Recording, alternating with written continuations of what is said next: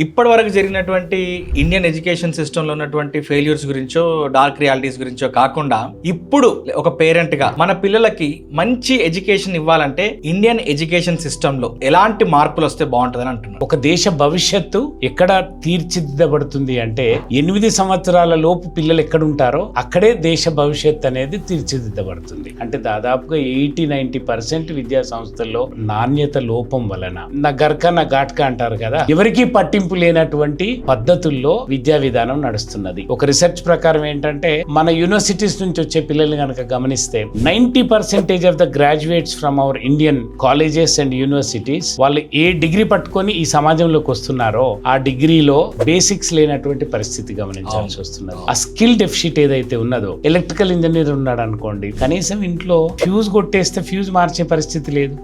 ఒక mechanical engineer ఉన్నాడు, కనీసం ఒక స్కూటర్ కు ఒక బోల్ట్ నట్టు లూజ్ అయితే దాన్ని గ్రహించి టైట్ చేయలేని పరిస్థితుల్లో ఉంటే 90% of the graduates from our Indian colleges and universities they don't possess the skills of their certificate.